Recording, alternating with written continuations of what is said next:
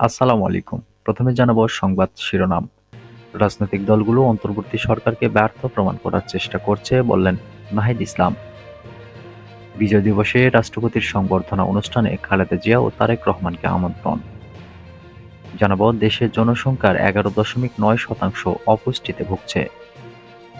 এবং সর্বশেষ জানাবো সাশ্রয়ী মানসম্পন্ন জ্বালানি নিশ্চিতে কাজ করছে সরকার বললেন রিজওয়ানা হাসান। শুনছিলেন শিরোনাম, এবারে বিস্তারিত।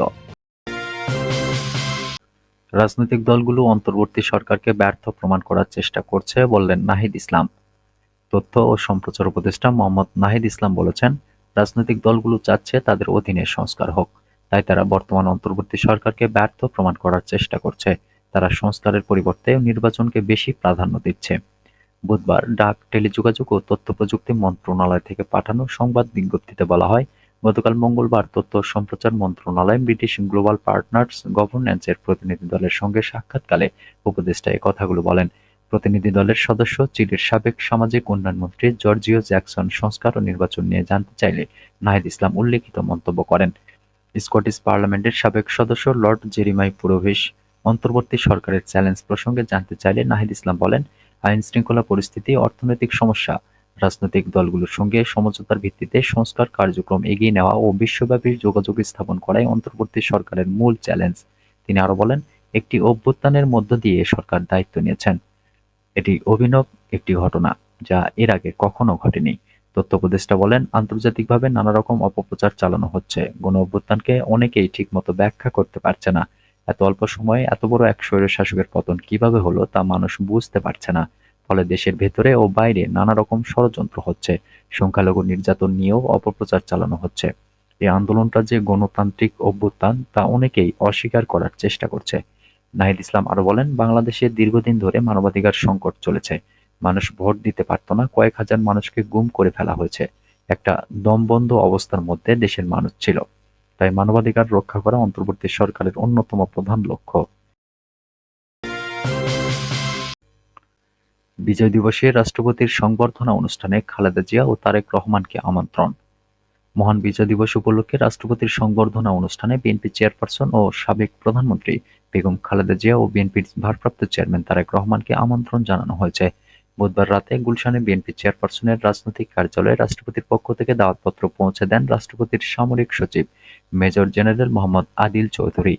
বিএনপি চেয়ারপারসন বেগম খালেদা জিয়া ও ভারপ্রাপ্ত চেয়ারম্যান তারেক রহমানের পক্ষ থেকে দাওয়াতপত্র গ্রহণ করেন দলের জাতীয় স্থায়ী কমিটির সদস্য ডাক্তার এজেড জাহিদ হোসেন। এর আগে গত ২১ নভেম্বর ঢাকা সেনানিবাসের সেনাকুঞ্জে সশস্ত্র বাহিনী দিবসের অনুষ্ঠানে অংশ নেন বিএনপি চেয়ারপারসন বেগম খালেদা জিয়া। সশস্ত্র বাহিনীর অনুষ্ঠানে সাবেক প্রধানমন্ত্রী বেগম খালেদা জিয়াকে সেনাবাহিনীর প্রধান জেনারেল ওয়াকারুজ্জামান, নৌবাহিনীর প্রধান অ্যাডমিরাল মোহাম্মদ নাজমুল হাসান এবং বিমান বাহিনীর প্রধান air chief marshal Ahsan Mahmud Khan অভ্যর্থনা জানান। এর আগে সর্বশেষ ২০১২ সালের সশস্ত্র বাহিনী দিবসের অনুষ্ঠানে যোগ দিয়েছিলেন তিনি। দেশের জনসংখ্যার 11.9% অপুষ্টিতে ভুগছে।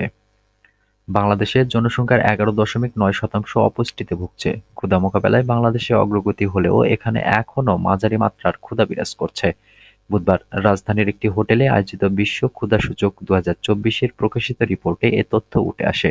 রিপোর্ট প্রকাশ উপলক্ষে ওয়ার্ল্ড হাঙ্গার হেল্পে বাংলাদেশ এবং কনসার্ন ওয়ার্ল্ড ওয়াইডের যৌথ আয়োজনে ক্ষুধামুক্ত বাংলাদেশের পথে বাধা এবং উত্তরণের উপায় শীর্ষক অনুষ্ঠানে প্রধান অতিথি হিসেবে ছিলেন মৎস্য ও প্রাণী সম্পদ মন্ত্রণালয়ের উপদেষ্টা ফরিদ আক্তার। রিপোর্ট অনুযায়ী বৈশ্বিক ক্ষুধা সূচক 2024 অনুযায়ী দক্ষিণ এশিয়ায় বাংলাদেশের স্কোর ভারত, পাকিস্তান ও আফগানিস্তানের তুলনায় ভালো অবস্থানে থাকলেও বাংলাদেশ, নেপাল ও শ্রীলঙ্কার চেয়ে পিছিয়ে রয়েছে। 19.4 স্কোর পেয়ে বাংলাদেশ 127টি দেশের মধ্যে 84তম অবস্থানে রয়েছে। রিপোর্টের বিশ্লেষণ অনুযায়ী বাংলাদেশে মাঝারি মাত্রার ক্ষুধা বিরাজ করছে। মূলত 4টি সূচকের উপর ভিত্তি করে ক্ষুধা সূচকের স্কোর নির্ধারিত হয়েছে। এর মধ্যে অপুষ্টির মাত্রা, 5 বছরের কম বয়সী শিশুদের উচ্চতা অনুযায়ী কম ওজন, বয়স অনুযায়ী কম উচ্চতা এবং শিশু মৃত্যুর হার। রিপোর্টে দেখা গেছে, বাংলাদেশের জনসংখ্যার 11.9% অপুষ্টিতে ভুগছে। 5 বছরের নিচের শিশুদের 23.6% খর্বকায়। 5 বছরের নিচের শিশুদের 11% শারীরিকভাবে দুর্বল। 5 বছর বয়সের আগে 2.9% শিশু মারা যায়। উপদেষ্টা ফরিদ আক্তার বলেন, অনিরাপদ কৃষি চর্চার ফলে আমরা নিরাপদ খাদ্যের যোগান নিশ্চিত করতে পারছি না। এতে পুষ্টি নিরাপত্তাও নিশ্চিত হচ্ছে না। মাছসহ বাংলাদেশে যেরকম প্রাকৃতিক খাদ্য বৈচিত্র্য আছে তার রক্ষার উপর জোর দেন তিনি। এছাড়া খাদ্য নিরাপত্তায় নারীর লোকজ জ্ঞানকেও গুরুত্ব দেওয়ার উপর জোর দেন তিনি। অপরিকল্পিত উন্নয়ন কর্মকাণ্ড ও খাদ্য ব্যবস্থায় নেতিবাচক প্রভাব ফেলে বলে উল্লেখ করেন তিনি। ডক্টর মিশেল ক্রেজা বলেন, ইউরোপীয় ইউনিয়ন কৃষি, খাদ্য নিরাপত্তা, শিক্ষা, স্বাস্থ্যসহ বহু খাতভিত্তিক উন্নয়নে কার্যক্রমে বাংলাদেশকে সহায়তা দিয়ে আসছে। দরিদ্র মানুষেরা অনেক সময় পর্যাপ্ত পুষ্টিকর খাবার কিনতে পারে না। তাই সামাজিক নিরাপত্তা কর্মসূচিতে দরিদ্রসহ অন্যান্য বিপদাপন্ন জনগোষ্ঠীকে আরও অগ্রাধিকার দিয়ে সামগ্রিক খাদ্য নিরাপত্তার ব্যবস্থাকে জোরদার করতে হবে। সাশ্রয়ী মানসম্পন্ন জ্বালানি নিশ্চিতে কাজ করছে সরকার, বললেন রিজওয়ানা হাসান। পরিবেশ, বন ও জলবায়ু পরিবর্তন এবং প্রাণী সম্পদ মন্ত্রণালয়ের উপদেষ্টা সৈয়দা রিজওয়ানা হাসান জানিয়েছেন, ব্যয় সাশ্রয়ী ও গুণগত মানসম্পন্ন জ্বালানি নিশ্চিতে কাজ করছে সরকার। বুধবার ঢাকার বাংলা মোটরের বিয়াম ফাউন্ডেশন কমপ্লেক্সে অনুষ্ঠিত বাংলাদেশ শক্তি সমৃদ্ধি 2050 সম্মেলনে সভাপতির বক্তব্যে তিনি একথা বলেন। সৈয়দা রিজওয়ানা হাসান বলেছেন, জ্বালানি সেক্টরকে টেকসই করতে এবং ব্যয় সাশ্রয়ী ও গুণগত মানসম্পন্ন জ্বালানি নিশ্চিত করতে কাজ করছে বর্তমান অন্তর্বর্তী সরকার।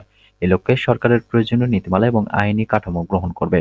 এক্ষেত্রে জনগণের মতামত অত্যন্ত গুরুত্বপূর্ণ সহকারে বিবেচনা করা হবে। জ্বালানি সেক্টরের সংশোধিত কর্মপরিকল্পনায় জনগণের মতামত প্রতিফলিত হবে।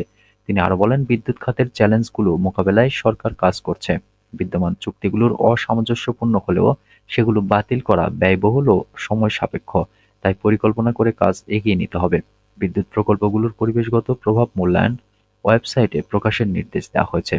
উপদেষ্টা আরো বলেন, এনার্জি সাশ্রয়ে ভবনের ডিজাইন যুগোপযোগী করতে হবে, নবায়নযোগ্য শক্তির ব্যবহার বাড়াতে হবে, বিদ্যুৎ প্রকল্পের জমিতে বৃক্ষরোপণ করা যেতে পারে।